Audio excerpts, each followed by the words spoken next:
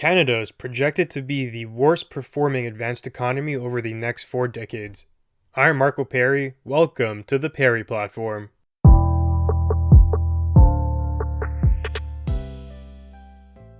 The Business Council of British Columbia put out an article reporting on the findings of the OECD. That's the Organization for Economic Cooperation and Development.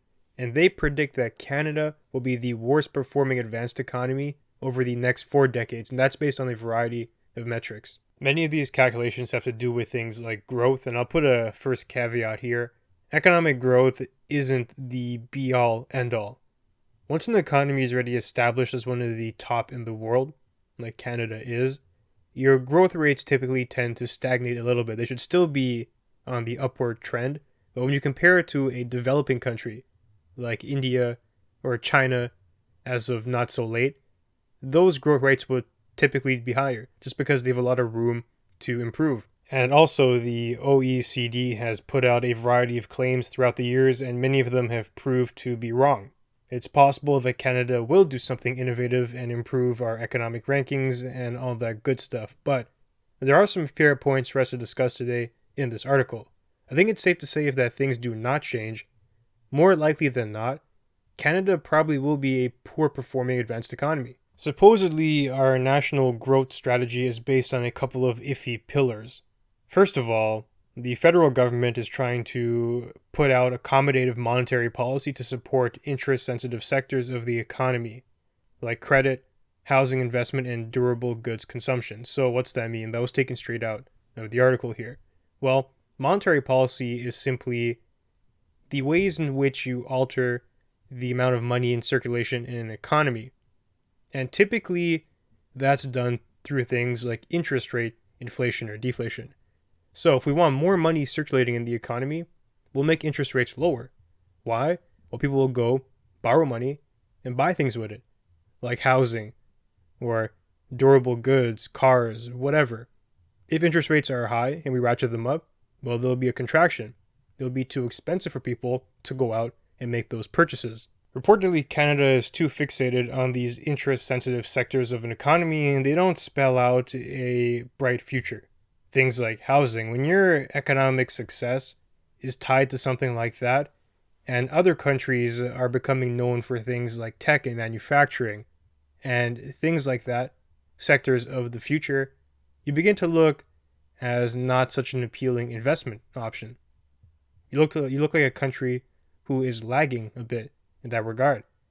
And you're especially looking like a country who's going to have problems competing in the future. And that's not even to mention the other effects that come with this accommodative strategy, such as rapid inflation from the low interest rates and the problems that will arise when inevitably things have to start going up. When the Bank of Canada has to bring those percentage points up a little. Will people be defaulting on their mortgages and whatnot?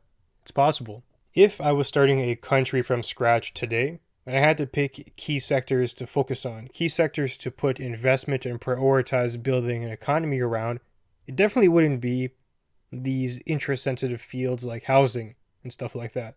Although important, don't get me wrong, we just know there are other things that would generate massive revenues and massive economic growth for a country if they can master it.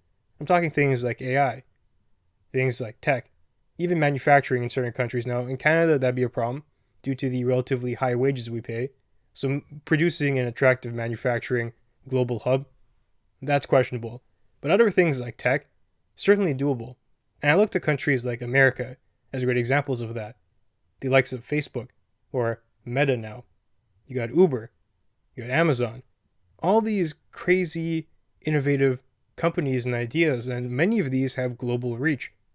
And even China. They have their counterparts. Amazon, they have Alibaba. Tech is even expanding into things like healthcare, vaccine development, producing new ways of diagnosing illnesses, CRISPR gene editing tech. So many cool things to be a world superpower and leading authority on. So much opportunity. IT, for example. India is doing a great job with that. What's Canada doing? What's our competitive advantage? What's our expertise? Housing and money laundering. That's honestly what we're starting to see pop up in the headlines more and more often. You can't build a stable economy on just those two things. We have to adapt to the changing environment.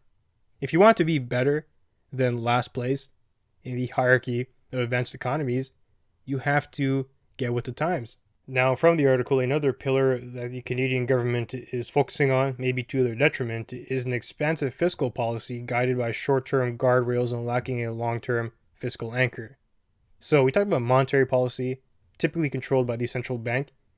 They're using levers like interest rates to manipulate the amount of money circulating in the economy. Fiscal policy is more on the government side. We're talking about things like taxation, revenue, expenses, and how these levers are being pulled to influence the economy. So, it sounds like we're doing an expansive approach, spending a lot of money.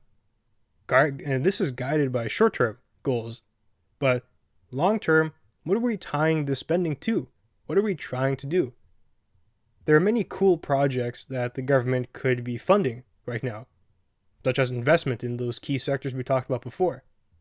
How about building a seriously strong transportation network?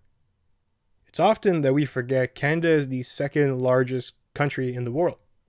But when you look at the population density, almost everyone is gathered in a couple key cities and very close to the US border.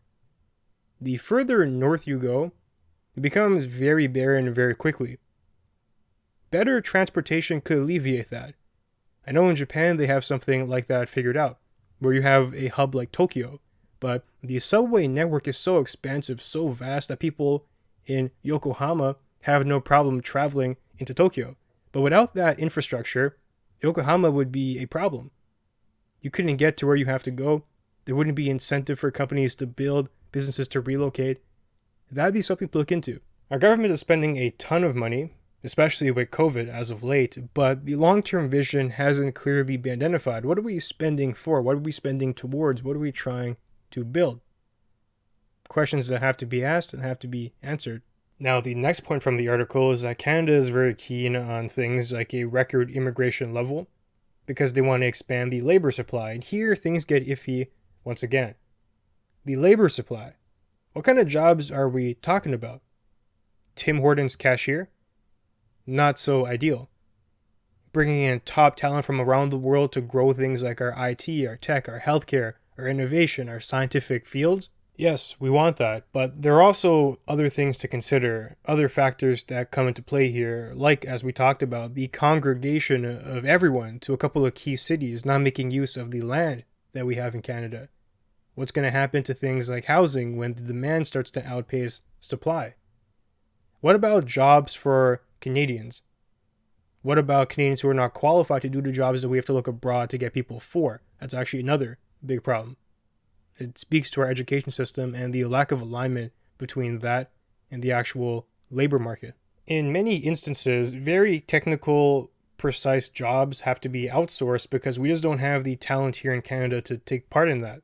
And another pillar that was cited here in the article are these national policies that don't really do too much in terms of a GDP boost, but they cost a lot. And a national childcare policy was something that was talked about here. Apparently, it only marginally raises your GDP through a slightly higher labor force participation, but they had an analysis and it's very low. I believe it was something like that GDP growth is a fraction of a percent over the next how many years, and it cost X amount to make that happen. So there has to be some analysis that occurs there. The article's main finding is that we appear to have lost our interest in efforts to raise workers' productivity and real wage growth through higher business investment per worker, things like faster innovation, adoption, and getting the average company to operate at scale. So higher business investments per worker, putting in that infrastructure to ensure that our workers are getting the best bang for their minute, that they have an environment that's optimizing their time.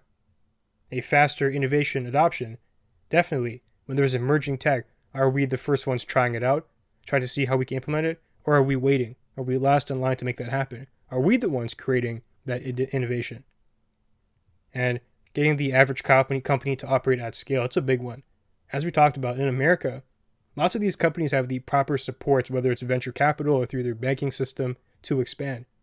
Globally, in Canada, how many such companies do we have here?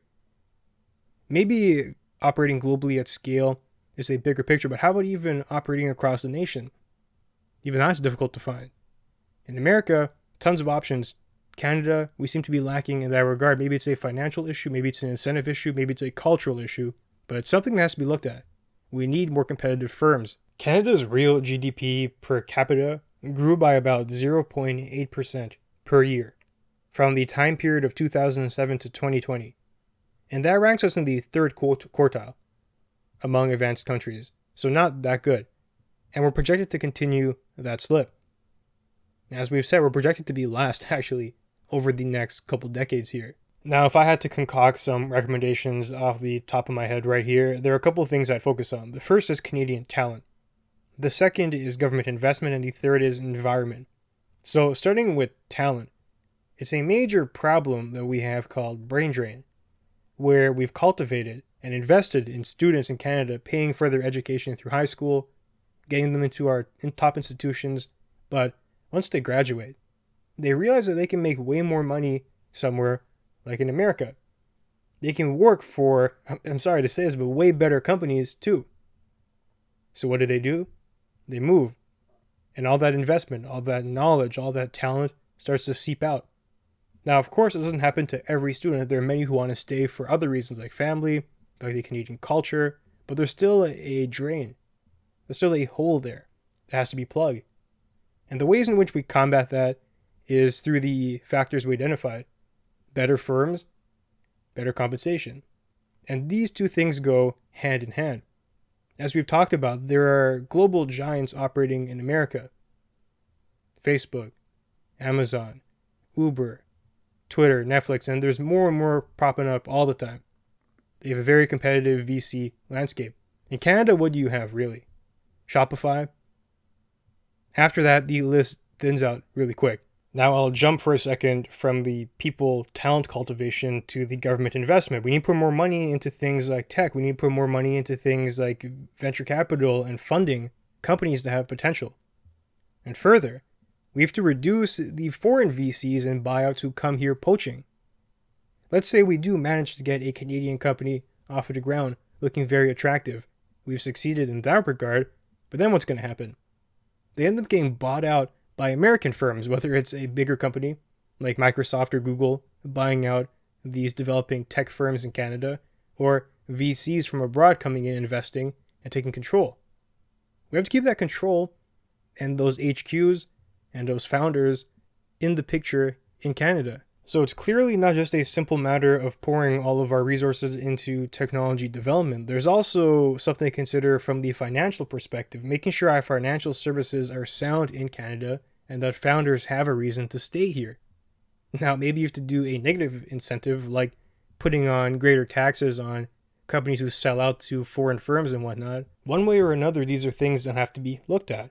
And now bouncing back to the talent cultivation, as I addressed before, we have shortages in certain professional fields. I believe data science is one of them, programming, AI, all of these. We lack the natural talent here in Canada to fulfill the demand.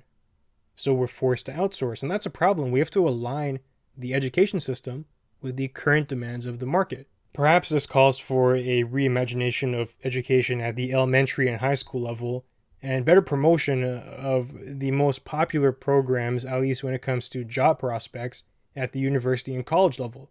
Maybe there's something to explore about tuition grants and scholarships to get people to enter these fields that we need. As you can see, everything I'm talking about here is interconnected, from the government investment to the talent cultivation to ensure we're not getting poached by foreign competitors.